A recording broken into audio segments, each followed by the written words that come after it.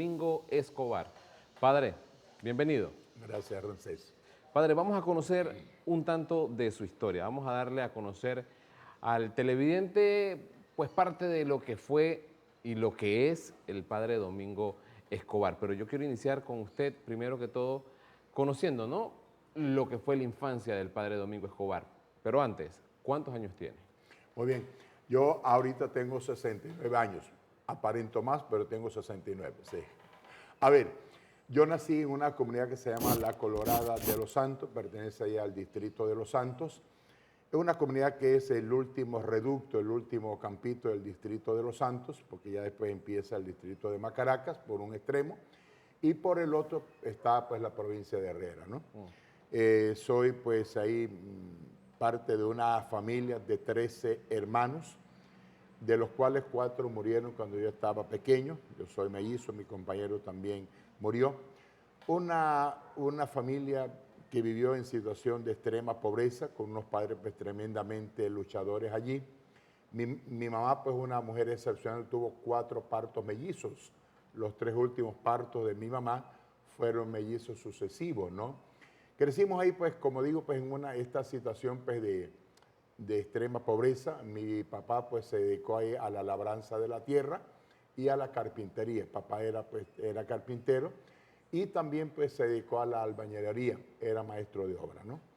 En medio de eso pues ahí crecimos con mis hermanos. Yo soy pues el mayor. Hasta la fecha pues como digo pues de los 13 murieron 4 chicos, quedamos 9 y ahora en estos momentos pues han muerto mis 2 hermanos menores, murieron ya adultos y quedamos entonces 7 hermanos. Padre, su infancia, el tema escolar, una época o una etapa en la que todos debemos pasar y seguramente allá en la Colorada de los Santos, pues usted también la tuvo que haber pasado, ¿no? Así es.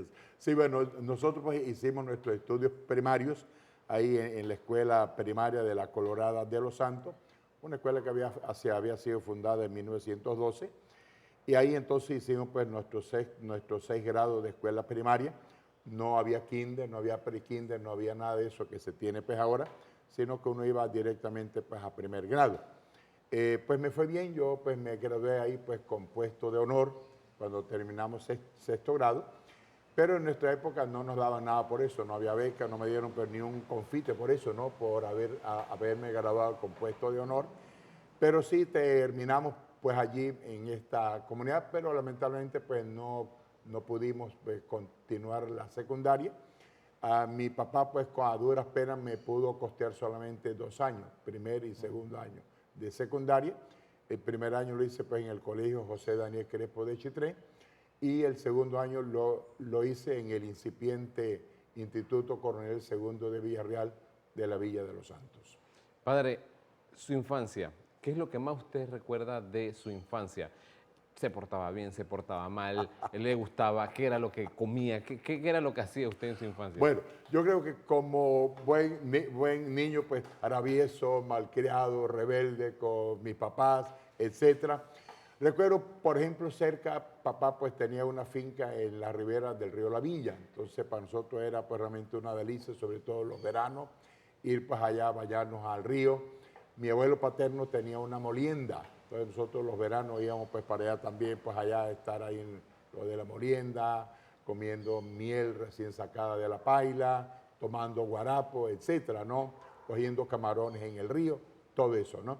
Así que fue una infancia pues muy llena de mucha experiencia, a pesar de la pobreza y a pesar de la extrema pobreza en que crecimos, pues ahí no obstante, comiendo mango, recuerdo que bueno, cuando no había pues qué comer, nosotros pues éramos grandes consumidores de frutas de la estación y entre ellos pues mango, así que fue realmente un periodo bonito allí, con muchas anécdotas, con mucha vivencia, ¿verdad?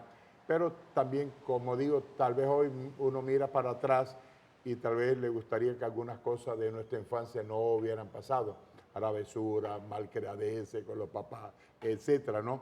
Pero fue una experiencia, pues, a fin de cuentas, niñez, pues, muy bonita, llena, pues, de situaciones y de retos también que hubo que afrontar. Padre, usted ha señalado algo que me llama la atención y es que ustedes vivían en una familia bastante pobre en aquel entonces. ¿Cómo hacían sus papás, por ejemplo, para alimentar a tantos muchachos? Porque eran bastantes. Una de esas cosas que nosotros, que mis hermanos y yo hoy valoramos sobremanera es eso, la preocupación permanente, por ejemplo, de que no nos acostáramos sin comer algo. Había un guineo sancochado, había una yuca sancochada, etcétera, ¿no? Total. Y mi papá pues, siempre se preocupó de que tuviéramos algo pues, a la hora de comer. Recuerden que somos pues, en el campo y mi papá pues con sus tierritas, ahí siempre pues cultivó la yuca, el zapallo, el guineo, etcétera, ¿no? Y entonces fueron pues siempre muy recursivos para que de alguna manera en medio de la pobreza tuviéramos siempre algo para comer. Es una cosa pues que nosotros hoy al mirar para atrás pues vemos pues ahí a dos señores, ahí a don Chano y a doña Berta, pues luchando ahí por sacar adelante la familia. Padre, finalizó la primaria, empezó 2 años de secundaria. Su papá no tenía obviamente los recursos para poder pagarle el colegio. ¿Cómo se sintió usted en ese momento, siendo el mayor de bastante muchachos? Sí, muy triste pues, y eso, y no solamente el hecho de que solamente yo hubiera podido hacer 2 años de secundaria, sino que mis demás hermanos no pudieron ir tampoco pues, a la secundaria, a pesar de que habían pues, terminado su escuela primaria pues, también con buen índice académico. No obstante, pues sencillamente pues, no pudieron ir pues, ni un año a la escuela secundaria. Y eso de verdad que me entristeció pues, mucho allí. Y yo estuve por ahí entre ese tiempo, entre la adolescencia y la juventud, pues dedicamos ese tiempo ahí a fomentar un poco lo de los cursos. Recuerdo, por ejemplo, había pues alguna institución que se llamaba DGDCOM, que sería como el equivalente al INADE actualmente. Ahí pues daban cursos, ¿no? Ahí estudiamos Bellas Artes, estudiamos albañilería, y eso pues de alguna manera pues también nos ayuda pues un poco, y yo digo que hasta el día de hoy, en el ejercicio de mi ministerio sacerdotal, pues el haber estudiado esos oficios me han ayudado pues mucho para servir mejor a las comunidades y a las personas. En su niñez o en su adolescencia, más que nada, padre, ¿usted tenía alguna visión de qué quería hacer cuando iba a ser grande? Sí, yo creo que tuve dos sueños. El primer sueño pues, fue ser pues, arquitecto, porque mi papá, como digo, pues era maestro de obra. Mis dos abuelos, paterno y materno, también pues eran carpinteros y también construían, ¿no? Así que como quien dice, eso se lleva pues en la sangre, ¿no? Y otra cosa que también soñé fue lo de la medicina, ser médico. Pero como digo, pues por razones de extrema pobreza, pues no pudimos terminar nuestras escuelas secundarias y eso se quedó simplemente en sueño nomás. Padre, ¿cómo llega ese momento en el que usted decide, ¿no?, iniciar ese proceso en la vida sacerdotal? Que me llama la atención, porque es que ha dicho que estudió primaria, secundaria, hizo una pausa en el tema académico. ¿Cómo fue eso? Bueno, yo digo siempre, ¿verdad?, que Dios tiene sus planes, Dios tiene su manera de actuar y Dios pues lo va llamando a uno para una vocación particular y específica, ¿no? Hubo pues dos personas que fueron como muy influyentes. Uno que es un pastor evangélico, que no sé si viéndome que como quien dice estaba pues ahí como un muchacho loco de la época, ¿verdad? Me dijo en diferentes ocasiones: Mingo, Dios tiene para ti otra manera de vivir. No sé cuántas veces me lo dijo, pero un buen día esa frase caló en mí y empecé a pensar un poco acá en el misterio de Dios.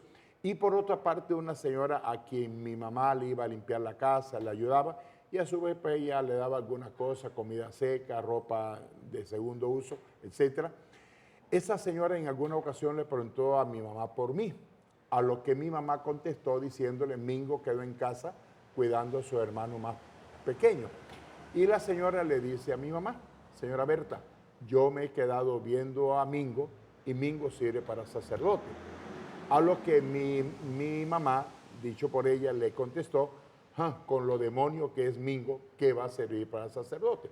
Entonces yo digo siempre, y me gusta decirlo mucho para darle gracias a Dios infinita, ¿verdad?, que eso fue como correr un telón. Uno está en un escenario, se va a presentar una obra de arte, hay un telón ahí que oculta detrás los actores, todo ese tipo de cosas, ¿no?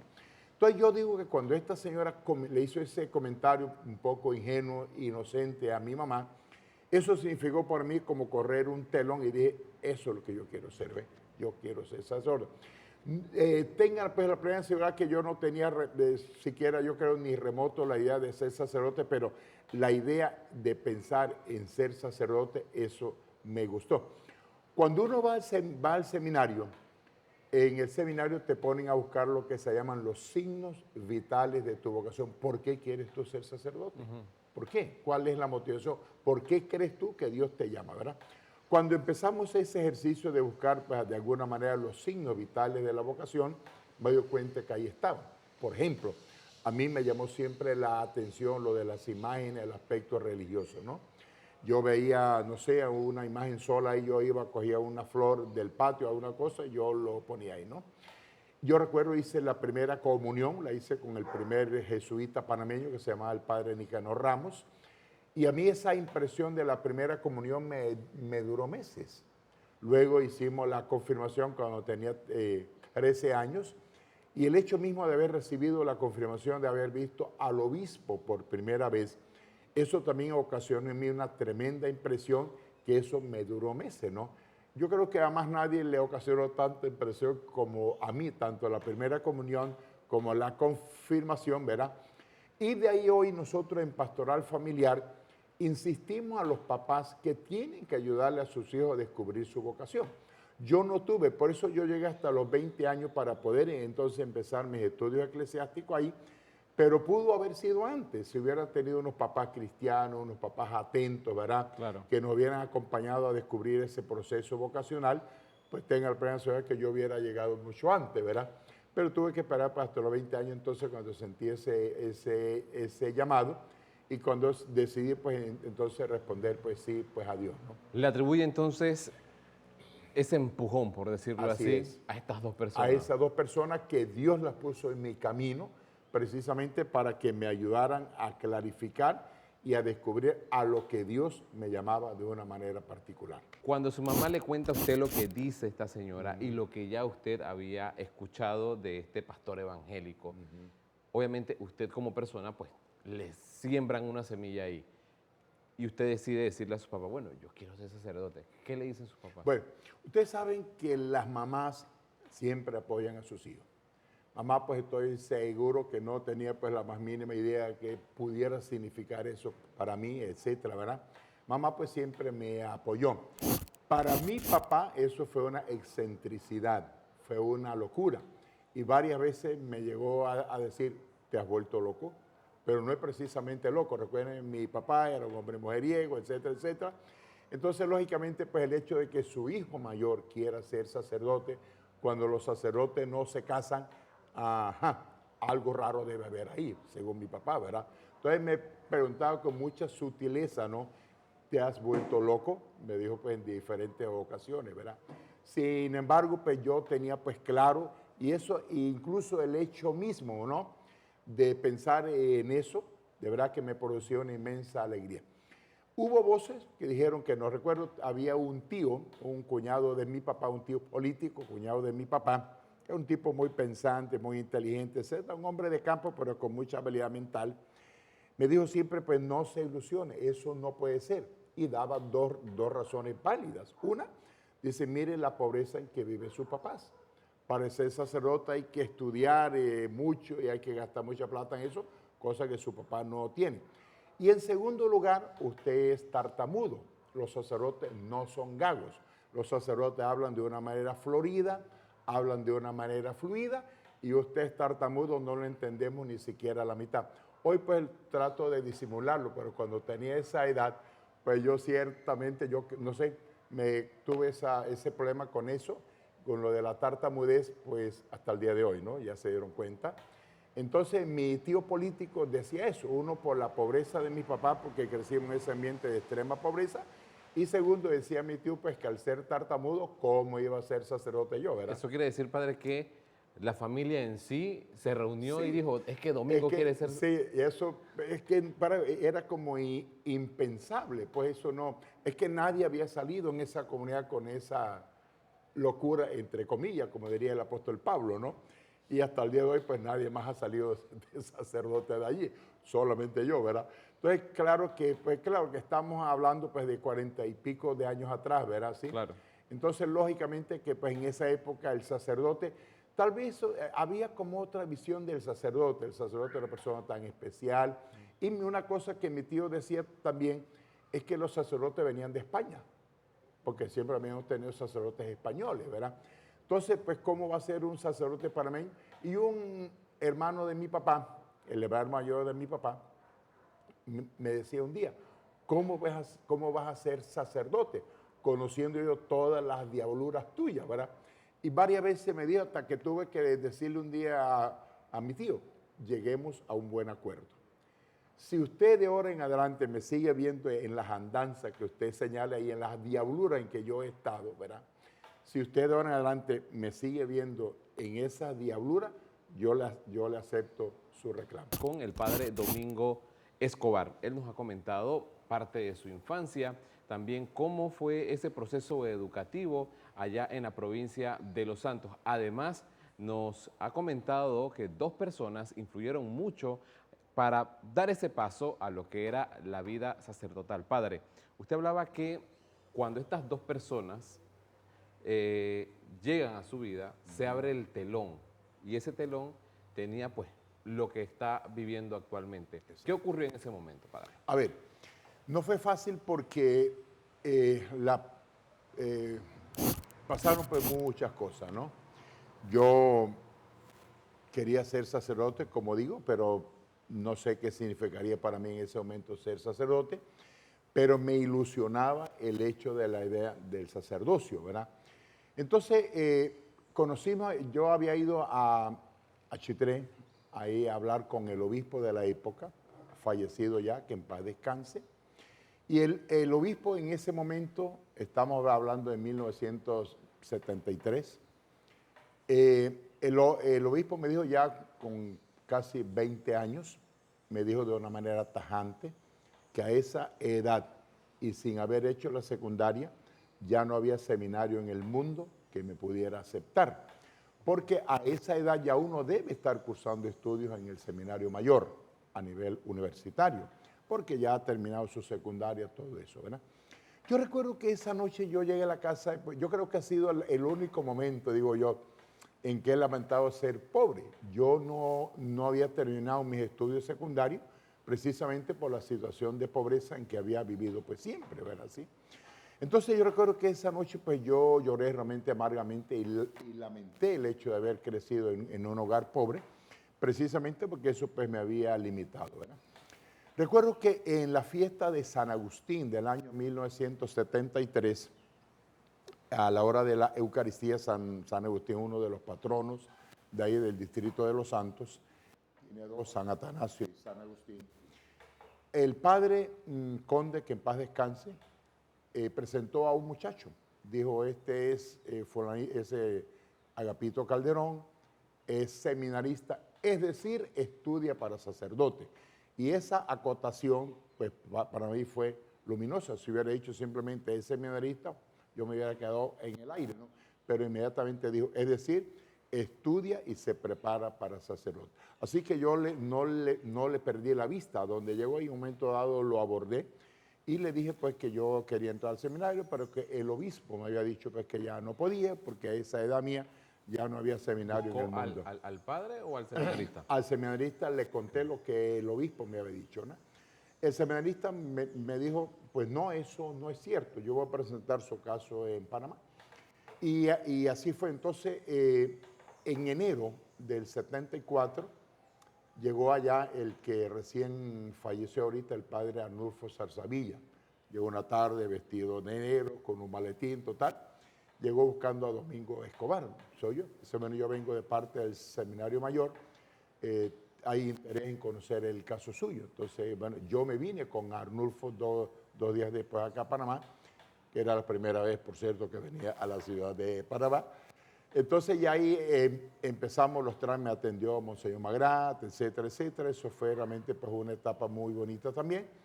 Y Monseñor Magrat pues me dijo, bueno, en Colombia hay un seminario que está hecho precisamente para personas adultas, en donde van y hacen pues todo lo correspondiente a la educación media. Padre, tengo que preguntarle, cuando usted se viene a la ciudad de Panamá, en ese momento, ¿usted qué le dijo a su familia? Que se venía para... Sí, ya en ese momento mi papá, que inicialmente no estaba de acuerdo, pues ya bien sea por la perseverancia mía o porque ya había cambiado de pensamiento, digamos, pues ya estuvo de acuerdo, ¿no? Entonces ya yo vine pues acá a Panamá, empecé acá pues los trámites acá con Monseñor Marat. Entonces me dijo, bueno, lo voy a enviar a Colombia, allá hay un seminario para personas adultas, ¿verdad? Pero resulta que tuve problemas a la hora de sacar el pasaporte y no pude viajar a Colombia ese año, en el 74, porque las clases empezaban en febrero. Y en febrero yo todavía tuve dificultades para sacar el pasaporte. Entonces de ahí me enviaron a Costa Rica, al seminario menor Nuestra Señora de los Ángeles de Cartago.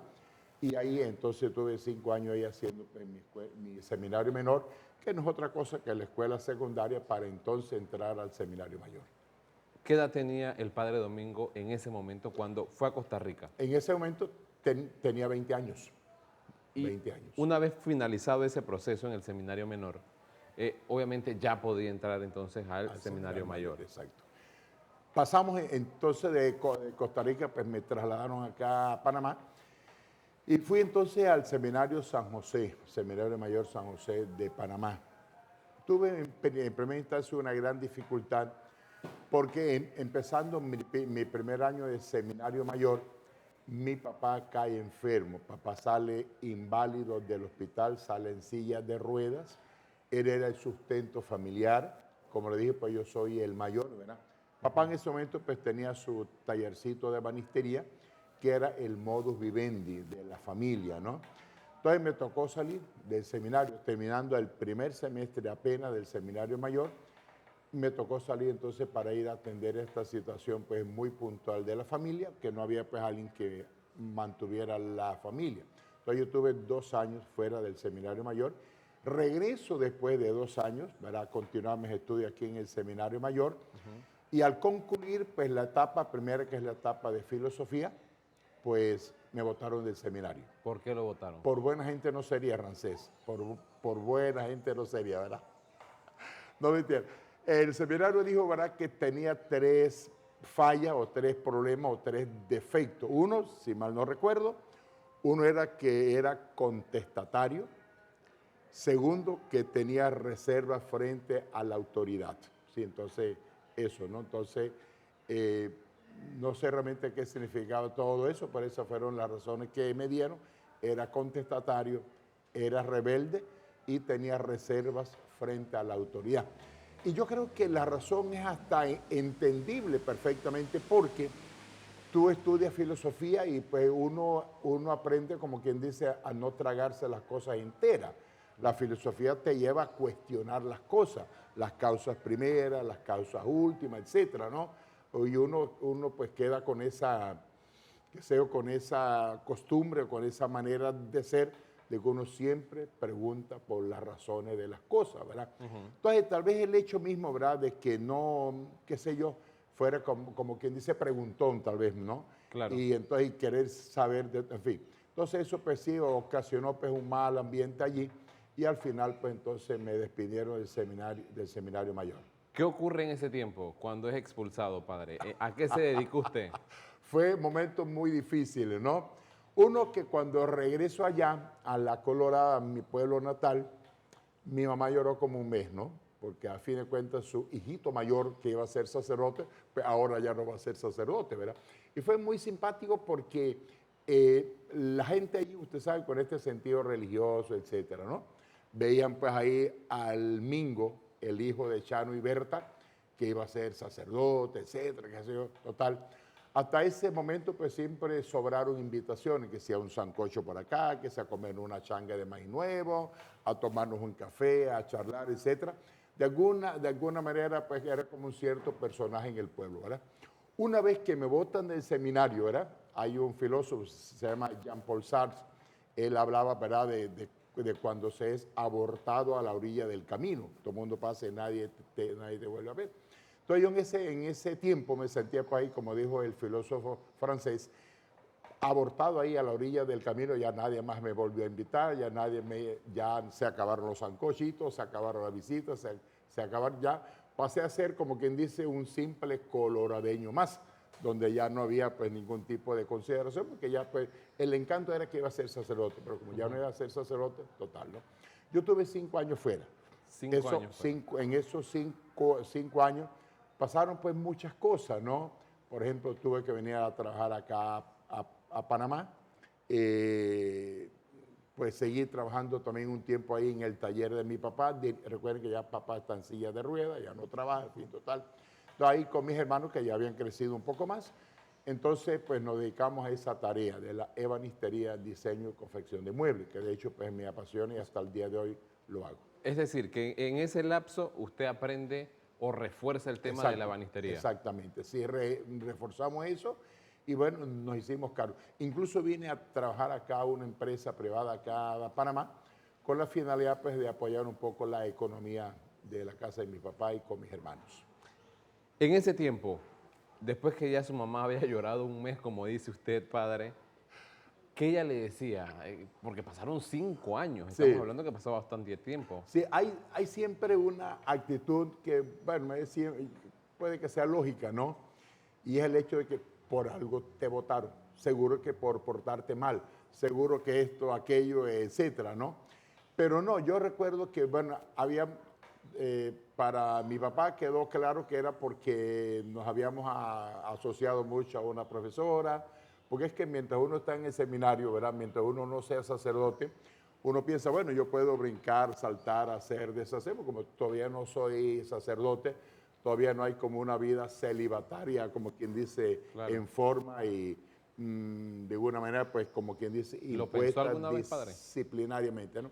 Entonces, en total, salíamos con una amiga nuestra por ahí, total, y papá siempre dijo, sí, por andar con esa profesora, por eso te votaron. Pero no mentira, el seminario acá nunca supo de esa aventura por ahí, ¿no?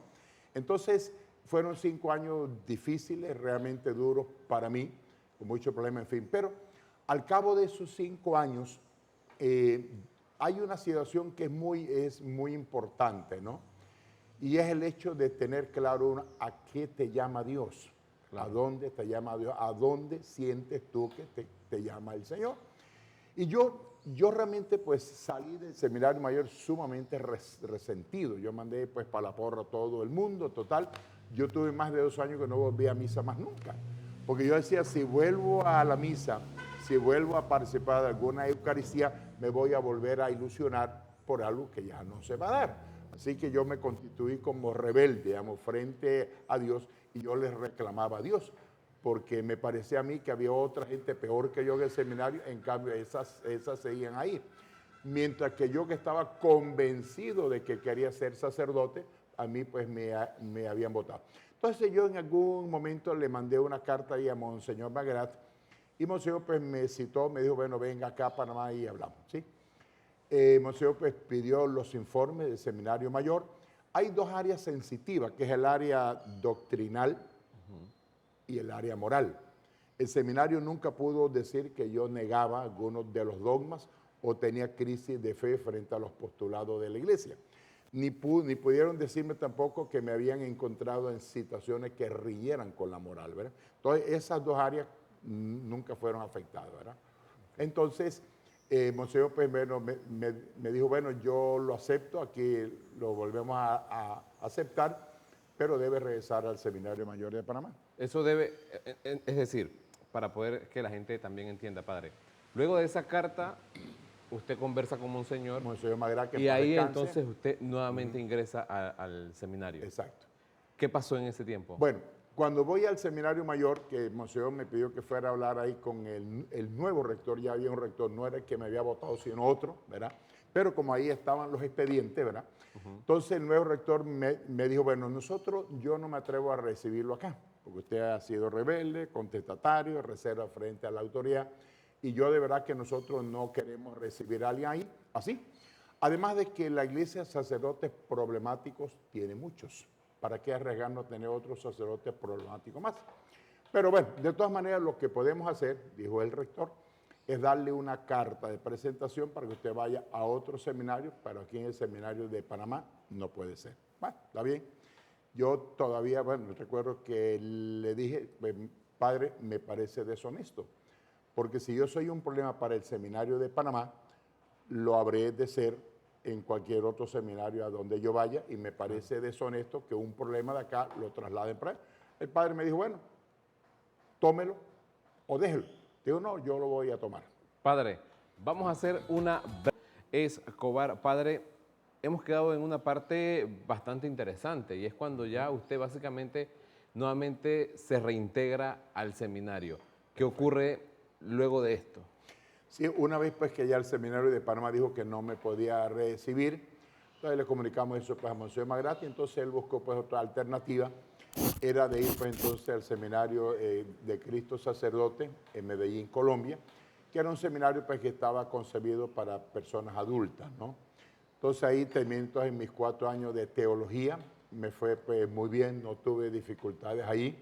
Yo no sé si es que ya había madurado y ya no era contestatario, ni rebelde, ni tenía reserva frente a la autoridad, ¿ok?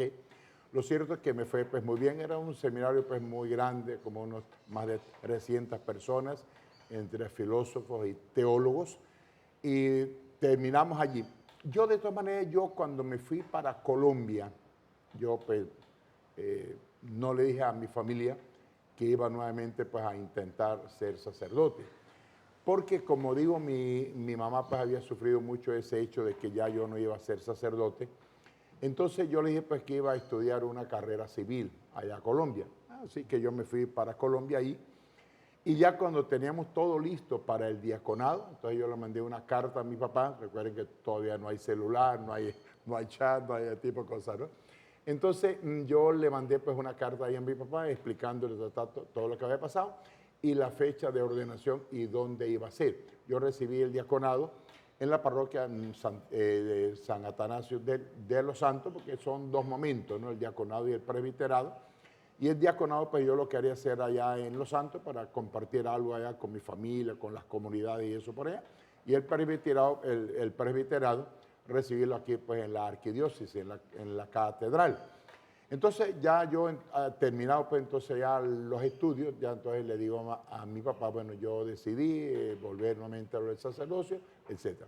Mi papá en ese momento era representante de corregimiento, él fue representante de corregimiento, que sale, está en una silla de ruedas, él fue representante de corregimiento, y en ese momento era pues el presidente del consejo municipal. Entonces quedaba pues como buen santeño, pues usted sabe, ¿no? Hizo una enorme fiesta, ese día pues hubo una gran, todas las comunidades, papá mató 3 vacas para celebrar ese acontecimiento, etcétera, ¿no? Y fue realmente muy bonito y recibimos entonces el diaconado pues ahí en el distrito, en la parroquia de Los Santos. Padre, y ahí nuevamente entonces la comunidad volvió a ver... Sí, por supuesto que sí. Allí ya la comunidad, como quien dice, vuelve nuevamente a alegrarse, vuelve nuevamente a compartir la alegría y el orgullo de que un hijo nativo de esa comunidad llegara pues al ministerio sacerdotal, ¿no? Y bueno, unos 10 meses después recibí el presbiterado acá en la Catedral Metropolitana aquí de la capital. Y bueno, ya empezó pues nuestro periplo, nuestro recorrido por ahí, ejerciendo pues el ministerio sacerdotal. ¿Cuántos años lleva siendo sacerdote el Padre Domingo? Bueno, yo ya tengo 32 años. Yo empecé mi primera parroquia, fue San Isidro Labrador en Capira. Ahí fue, como dice Apocalipsis, mi amor primero. Fue pues ahí la parroquia San Isidro Labrador. De San Isidro Labrador pasé entonces a Torrijos Carte, Nuestra Señora del Rosario. De Nuestra Señora del Rosario pasé a San Martín de Porres en Cerro Batea. De San Martín de Porres pasé a la parroquia Cristo Resucitado de Monteoscuro en San Miguelito. De Cristo Resucitado pasé a la parroquia Santa María del Camino de Ciudad Radial. Y de Ciudad Radial pasé entonces ahora a Nuestra Señora del Carmen. Y ahí estamos, pues entonces ahora, bueno, he vuelto pues nuevamente también a atender, además del Carmen, a atender pues también Santa María del Camino. Padre, en estos 32 años, ¿qué es lo que más le ha impactado al Padre Domingo Escobar? Porque sabemos que todos los sacerdotes algo lo tiene que marcar durante ese tiempo, ¿no? ¿Qué es lo que más le ha marcado a usted? Bueno, yo digo siempre, ¿verdad?, que lo mismo que la medicina y cualquier otra carrera, ¿no?, tiene pues la posibilidad como de acentuar algunas áreas, ¿no? Para mí, dentro del ejercicio del ministerio sacerdotal, digamos, lo que más me ha gustado, lo que más he sentido que a lo que me ha llamado el Señor ha sido precisamente a ponderar la parte social. Yo realmente he trabajado pues siempre pues en eso ahí. Y el tema de lo de la capacitación. Yo soy albañil de profesión, soy ebanista de profesión y por donde hemos pasado vamos dejando cosas hechas, muebles, sillas, etcétera, lo que sea necesario hacer en un momento dado. Entonces, para mí ha sido importante el tema de la capacitación y hasta el día de hoy pues, se imparten cursos de diferentes oficios y como digo, hemos pues entonces acentuado la parte de la caridad y de la misericordia. Por ejemplo, pues acá con la Fundación Casa Hogar El Buen Samaritano, el comedor solidario que se lleva pues acá, el acompañamiento a personas en situación de vulnerabilidad, visitar comunidades en Darién, en Colón, Los Santos, Herrera, etcétera. Tenemos pues diferentes misiones que realizamos por allá para ese encuentro con estas personas necesitadas y de alguna manera pues poder aliviar esa situación de carencia por la cual están atravesando ellos, ¿verdad? Pero principalmente unos acentúan la parte litúrgica, otros acentúan algunos otros aspectos del ministerio sacerdotal, pero para mí ha sido el sentido de la misericordia, de la caridad y de la asistencia social. Padre, una de las cosas o uno de los proyectos, por decirlo así, insignia del Padre Domingo es acá, la Casa Hogar El Buen Samaritano. Así es. ¿Cómo surge esta labor? Porque me gustaría que le pueda comentar precisamente a los televidentes sobre esto. En pocos minutos poder hablar un poco de esto y de la realidad que viven pues muchos panameños y panameñas de distintas partes del país. Sí. Bueno, hace 20 años, cuando todavía lo de la pandemia del VIH-Sida estaba pues así como en una etapa muy difícil. Hoy pues se nos ha hecho un poco más fácil, hay un mejor manejo de la situación, hay mayor accesibilidad a los antirretrovirales, etcétera. Pero hace 20 años atrás era pues muy difícil decirle a alguien que tenía VIH, ¿verdad? Era como sinónimo de muerte, era mandarlo a la funeraria a escoger su ataúd ya, ¿verdad? Entonces conocimos un par de muchachos, yo en ese momento estaba en Santa María del Camino, en Ciudad Radial, ellos llegaron por ahí a la parroquia buscando pues, algún tipo de ayuda, ¿no? Entonces, bueno, ahí hablando un poco, ellos tenían VIH, habían sido echados de sus casas porque le tenían miedo los familiares, porque al tener VIH pensaban pues que eso era un contagio, ¿no? Si alguien tiene VIH va a contagiar al resto de la familia, etcétera, ¿no? Entonces, hablando con ellos ahí, ya en ese momento conocíamos al doctor Rigoberto Samaniego, infectólogo del Santo Tomás. Entonces, hablamos un poco de eso y un día nos pusimos así a echar nuestras ideas al vuelo y dijimos pues que había que hacer un albergue para estas personas que vivían en la calle con VIH, que no tenían pues dónde cambiarse de ropa o dónde comer, bañarse, etcétera, ¿no? Atender esas necesidades elementales, ¿no? Pero al poco tiempo nos dimos cuenta de que un albergue en esas condiciones pues no era como la respuesta que realmente esta gente necesita. Claro. Entonces así surge la necesidad de construir una casa hogar en donde se dé pues, un acompañamiento integral a las personas que quedan pues por ahí abandonadas, que no tienen familia, no tienen recursos con los cuales valerse, y así surge entonces la idea. Dios ha sido pues misericordioso, puso por ejemplo a la ingeniera Gloricel Morales de Lorenzana. Ella pues fue justamente la que costeó toda esta infraestructura acá, comparar la propiedad y las respectivas mejoras que se hicieron después, y hasta el día de hoy pues la ingeniera Gloricel Morales de Lorenzana pues nos sigue apoyando acá con esta obra.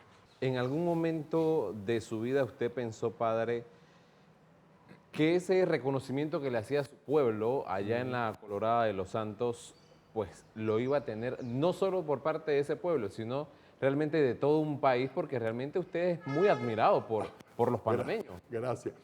Sí, no, yo creo que pues, las cosas se van dando paulatinamente, ¿no? Uno empieza pues como un sacerdote pues, humilde, sencillo allí, y ya después pues Dios es el que lo va utilizando a uno, ¿no? Sí, de verdad que nunca pensé que se fuera a tener pues así como un cierto protagonismo en el buen sentido, lógicamente, porque a fin de cuentas el gran protagonista es Dios y uno simplemente es ahí, ¿verdad? El títere que Dios utiliza para que sus obras se realicen, ¿verdad? Por supuesto, ¿verdad? Nunca pensé que iba ni a ser visitado por el Papa ni cosas por el estilo, ¿no?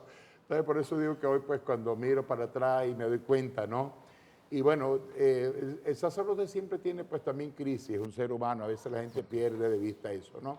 que el sacerdote pues también es un ser humano, se equivoca, también está triste, el sacerdote pues también llora por una serie de situaciones que le toca pues afrontar. Pero a mí, miren, me ha servido mucho mirar para atrás quién era Mingo, el Mingo de 1974, a lo que Dios ha ido haciendo desde esa época hasta el día de hoy. Voy viendo pues cómo Dios ha estado presente en todas esas etapas, en todas las circunstancias de mi vida, pues Dios ha estado allí. Entonces a mí me ha servido mucho porque lógicamente me doy cuenta que en mi actualidad, ¿verdad? Dios sigue estando conmigo siempre, así como me ha acompañado en tantos años atrás. ¿Y quién era yo cuando tenía 20 años? Que Dios me llama al ministerio sacerdotal, que pone a estas personas allá para que me dé cuenta de que Él me está llamando al sacerdocio. Pues eso lógicamente hace pues que uno como que cobre fuerza nuevamente, ¿no? Porque Claro. Dios sigue estando allí, Dios no lo abandona a uno. Padre, me quedan dos preguntas por hacerle. Y es que obviamente hay temas que se nos han quedado en el tintero, ¿no? Porque la historia suya ha sido bastante interesante. Pero me gustaría conocer un poco, ¿cómo se siente usted al ayudar a tantas personas? O sea, porque al final de cuentas, si bien es cierto, hablamos de la casa hogar, pero también hace otras labores. Así es. Usted ha dicho que invierte también como sacerdote. Esa inversión que hace, ¿lo gratifica realmente? Bueno, en primera instancia yo quiero siempre, lo digo y lo digo para gloria de Dios, a mí me ha gustado ser sacerdote. Yo disfruto mi ministerio sacerdotal al 1000%, ¿no? A tal punto que estoy seguro que si yo volviera a nacer, yo sería sacerdote otra vez. No porque no haya tenido dificultades, que como decíamos, las tenemos siempre como ser humano, ¿verdad? Pero a mí, yo de verdad que disfruto el sacerdocio ayudando a la gente a través de la Casa Hogar El Buen Samaritano, ayudándola a través del comedor, a través de los cursos de capacitación, a través del programa Retrobail Panamá, que es un programa que la iglesia tiene, un programa internacional para apoyar a parejas que están en situación de dificultad y que quieren mejorar su calidad de vida conyugal. Pues a través de los cursillos de cristiandad, que también pues colaboramos. Recientemente estuvimos en Tortilla, allá acompañando un cursillo de cristiandad. Acompañado pues también pertenezco a Emaús, una experiencia pues también de vida cristiana que se llama Emaús. También viví pues Emaús. Tenemos un programa de consejería matrimonial también, diferente al programa Retrobail, que es un espacio ahí para que las parejas pues, que tienen alguna dificultad y que necesitan algún grado como de mediación, como quien dice allí, pues también pues, les acompañamos pues allí. Pues soy aquí capellán para Panamá de un apostolado que la iglesia pues tiene, que es un poquito comprometido, digamos, que es lo del apostolado Courage, que es el apostolado que la iglesia católica tiene para acompañar a la comunidad homosexual, que no es fácil trabajar en eso, ya ustedes saben, ¿verdad? Como el viejo refrán, dime con quién andas y te diré quién eres, ¿verdad? Entonces es un poquito comprometedor porque a la gente pues no les queda como claro eso, ¿no? Sí, yo creo que por ahí me encontré con ustedes por ahí en la vigilia de Estrellita, ¿verdad? La muchacha aquella, muchacho, el transvesti aquel que, ¿verdad? Que vivía esa circunstancia tan triste, ¿no? Claro. Pues la iglesia tiene que estar ahí. Algunos se sorprendieron que qué hacía el Padre Domingo en una vigilia de un transvesti, ¿no? Pidiendo por su salud y luego denunciando como iglesia que somos, ¿verdad? Todo eso antivalores evangélicos. Claro. Entonces, en toda esa cuestión y el sentido pues, de la disponibilidad, nosotros pues realmente, pues ahí yo digo que soy como caballo viejo, en una canción que ya se llama Caballo Viejo, que no tiene horario ni fecha en el calendario, porque realmente pues siempre son pues de puertas abiertas ahí a la hora que la gente necesite ser atendida, pues a esa hora pues le atendemos. Y bueno, en eso, digamos, gastamos nuestro tiempo, invertimos pues en nuestro ministerio sacerdotal, apoyando pues también a comunidades, llevando comida seca, ropa de segunda que la gente nos dona. Así que hay digamos, un abanico muy amplio, ¿no? Claro. En el ejercicio del ministerio sacerdotal. Y como preguntabas tú, pues, ¿cómo me siento? Pues realmente realizado, ¿no? Porque la pregunta, pues, siempre básica es ¿qué haría el Señor aquí y ahora frente a esas necesidades? Entonces tratamos siempre de canalizar medios y recursos, ¿no? Para dar respuesta a esas necesidades puntuales que la gente tiene y que son las que el Señor pues, me permite conocer, no para que lo sepa solamente, sino para poder ayudar en algo. Para finalizar, padre, ese mensaje, en esta ocasión no a aquellas personas a que escuchen el llamado, sino a aquellos que ya escucharon este llamado y que están en ese proceso en cualquier seminario del mundo, ¿no? Y aquellos sacerdotes jóvenes, porque el camino es largo y sabemos que el proceso es largo y como usted ha dicho, ¿no? Que los sacerdotes tienen sus dificultades, que tal vez nosotros que estamos adelante, acá, del otro lado de las bancas, pues pensamos que siempre están bendecidos, ¿no? Exacto, y que no tenemos problemas, somos como muy angelicales, pero no. Bueno, yo creo que una de esas cuestiones que me ha ayudado pues muchísimo, ¿verdad? Allí a mantenernos en el ejercicio del ministerio sacerdotal y empoderarse uno cada vez más en el buen sentido, es precisamente pues el hecho de la fidelidad a la vocación. Hemos sido llamados para ser sacerdotes y yo digo siempre que no se nos puede olvidar, Dios da el llamado y da la fortaleza también para que uno pueda ejercer su ministerio sacerdotal. Por ejemplo, a mí me ha servido mucho para mantenerme en este camino de fidelidad, es realmente, pues, no sé, digo yo, pues, buscar qué hacer, sobre todo ahí, ¿no? Haciendo presente al Señor allí en la vida, pues, de tantos hermanos nuestros, ¿verdad?